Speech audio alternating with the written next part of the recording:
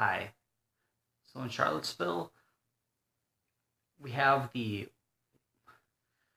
white supremacists that come in armor. That they come with paramilitary gear. They come with riot shields and with pepper spray. And it's an open carry state, so they can carry guns. And they start literally beating counter protesters. And then one guy like literally drives a car into the counter protesting crowd, kills one chick, and injures like 30 people, and then Donald Trump says, "We need to condemn the violence in the worst possible terms from the violence on many sides." And it's a really sad thing. Like, you if you can't I think when you cannot when you fail to condemn a group of people who are actively promoting violence, then you are actively siding with them. Donald Trump is never going to condemn David Duke, Richard Spencer, or any of the white supremacists. He literally has he he literally has people in his cabinet who are pro white supremacy, and it is time. It is time. It needs to stop. And I think if the Republican Party really wants to be taken seriously, then they need to reject the fascist aspect that is really taking over their party. I don't think the fascist party has always been. I'm sorry. I don't think always the Republican Party has been the fascist party, but it is right now. Like, especially the alt right. The alt right is really being the party of the right side, the right wing party that is pro racism, and it is so fascist.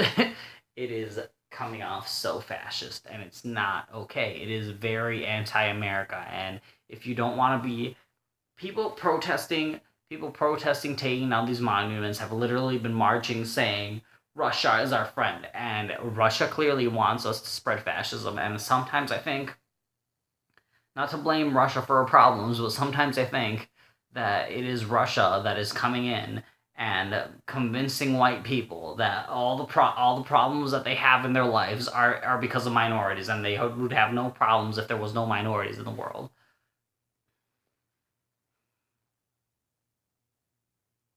Fascism, it's, I'm sorry, but at the end of the day, fascism is stupid, and you can feel your own feelings that white people have done all the contributions in life that have made you have a good life, and that everybody else is to blame for all your hardships.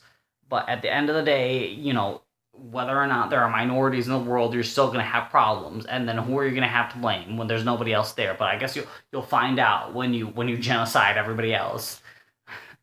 Not saying that that's what's going to happen, but that it was what happened in Hitler's fascist party. America should be a country that is against fascism.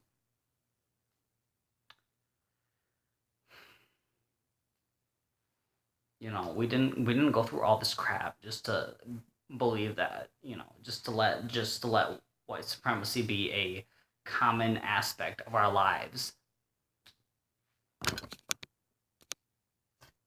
Like it or not, white supremacists are white people who believe that they are the greatest race, that they are the superior race, and they believe that only them can decide. They're the authoritarians that can decide for everybody else what is best for them. And it's not a smart thing. It's not. You can't just blame all your problems on minorities and then realistically expect your problems to not exist anymore. If there is a way to solve your problems, but it generally includes being realistic and maybe making compromises and doing things that you don't want to do. So at the end of the day, listen to each other.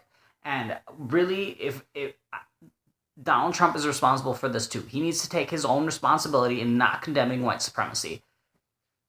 White supremacy is not okay. We are all people. I don't care who you are, we are all people. And if me saying that offends you, then maybe the problem isn't with me, and it might be with yourself. All right, have a nice night. See ya.